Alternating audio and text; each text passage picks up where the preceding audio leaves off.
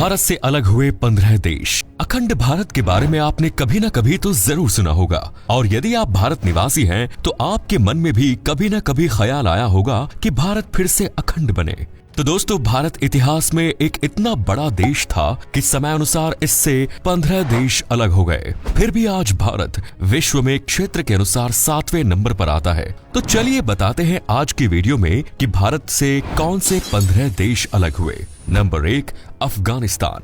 आपने पिछले कुछ सालों में अफगानिस्तान का नाम तालिबान से जुड़ा हुआ जरूर सुना होगा, क्योंकि वहां आज के समय में तालिबान राज करता है। लेकिन अफगानिस्तान भी कभी इंडिया का अंग हुआ करता था और यहाँ हिंदू राजा का राज हुआ करता था। इतिहासकारों की माने तो इसे हिंदू राजा ने संधि के बाद सिकंदर को सौंप दिया, जिसके बाद से यहाँ इस्लामीकरण हो गया। भारत तथा अफगानिस्तान का संबंध काफी मित्रता तथा भाईचारा पूर्वक है। भारत ने अफगानिस्तान के साथ कई प्रकार के विकासीय समझौते किए तथा भारत और अफगानिस्तान दोनों एक दूसरे का हमेशा अंतर्राष्ट्रीय मंच पर समर्थन करते हैं। नंबर 2, भूटान। भारत का पड़ोसी एक बिल्कुल छोटा सा देश भूटान कभी भारत का अंग हुआ करता था। भूटान अंग्रेजी शासन काल तक भारतवर्ष में शामिल था, लेकिन आजादी के बाद इसने स्वयं को स्वतंत्र देश घोषित कर दिया। 1947 में भारत आजाद हुआ और 1949 में भारत भूटान समझौते के तहत भारत ने भूटान की वो सारी जमीन उसे लौटा दी जो अंग्रेजों के अधीन थी। इस समझौते के तहत भारत ने भूटान को हर तरह की रक्षा और सामाजिक सुरक्षा का वचन भी दिया। नंबर 3, बांग्लादेश। ये देश भी अंग्रेजी शासन काल तक भारत का हिस्सा था, लेकिन आजादी के समय ये पाकिस्तान को दे दिया गया। लेकिन कुछ सालों में इस पर पश्चिमी पाकिस्तान का अत्याचार बढ़ने लगा, जिससे बाद ये पाक से भी अलग हो गया। इसको पाकिस्तान से आजाद कराने में भारत की महत्वपूर्ण भूमिका रही, क्योंकि भारत ने सन 1971 में पाकिस्तान से युद्ध करके इसे आजाद कराया। Number 4, Iran. आज के समय में ईरान एक अरब कंट्री है, लेकिन पहले यहाँ आर्यन रह चुके हैं। ऐसा माना जाता है कि इतिहास में भारत के आर्यन यहाँ जाकर बस गए थे, लेकिन इसके पड़ोसी देशों में रहने वाले अरब के आक्रमणकारियों ने इसे अपने कब्जे में ले लिया। Number 5, Vietnam.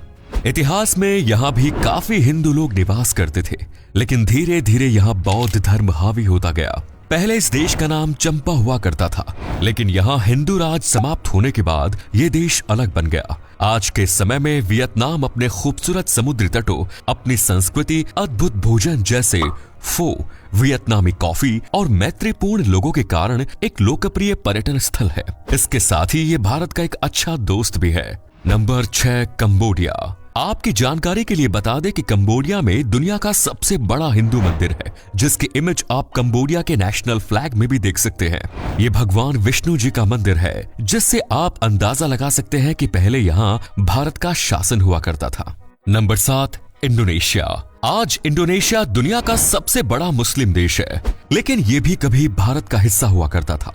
हालांकि आज भी इंडोनेशिया में काफी लोग हिंदू धर्म को फॉलो करते हैं। इसके साथ ही इंडोनेशियाई लोक कला और नाटक रामायण और महाभारत के महान महाकाव्यों की कहानियों पर आधारित है। Number 8, Philippines.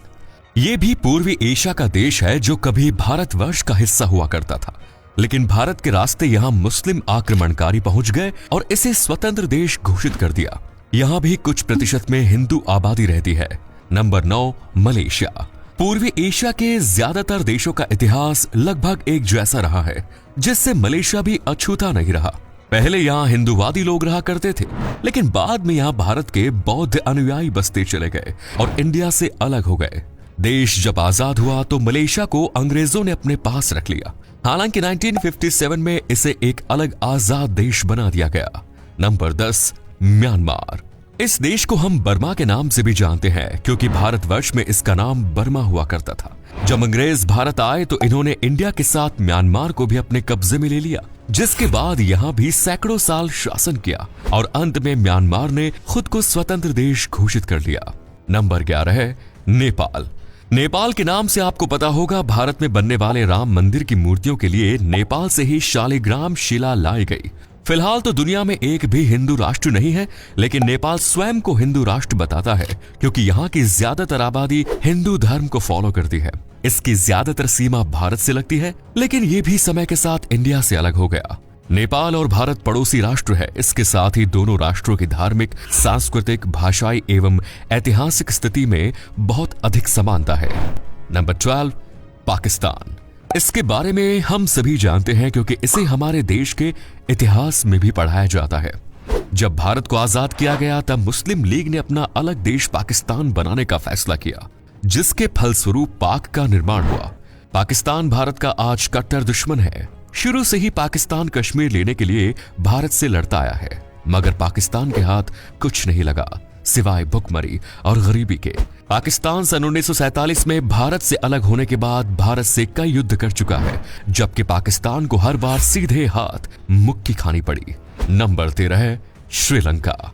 इस देश का जिक्र रामायण में भी देखने को मिलता है, क्योंकि रावण श्रीलंका का ही निवासी था। भारत से श्रीलंका महज 37 किलोमीटर दूर है।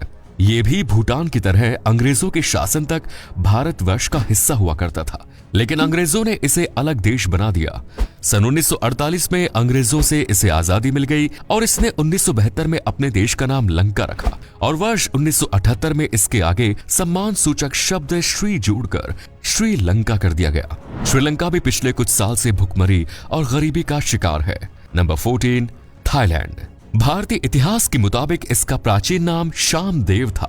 यहाँ कभी हिंदू राजस्व हुआ करता था, लेकिन यहाँ भी बौद्ध धर्म के प्रचार के कारण हिंदुओं की संख्या कम हो गई और ये इंडिया से अलग हो गया। भारत थाईलैंड के साथ एक लंबी समुद्री सीमा साझा करता है, क्योंकि भारत के अंडमान और निकोबार द्वीप समूह अंडमान सागर के साथ थाईलैंड के साथ एक समुद्री सीमा साझा करते हैं। नंबर 15, तिब्बत। वर्तमान में तिब्बत पर चीन का कब्जा है। चीन ने अंग्रेजों के शासनकाल के बाद तिब्बत पर अपनी सेना भेजकर इस पर जबरदस्ती कब्जा कर लिया। इसके बाद से दुनिया इसे चीन का हिस्सा मानने लगी, लेकिन सच्चाई यही है कि तिब्बत पर भी कभी भारतीय शासन था। इसके साथ ही आज की वीडियो यही समाप्त होती है। वीडियो को लाइक करना ना भूलें, शेयर करना ना भूलें और बताइए कि भारत का कौन सा पड़ोसी देश आपको सबसे अच्छा लगता है। आपके कमेंट्स का हमें इंतजार रहेगा। धन्यवाद।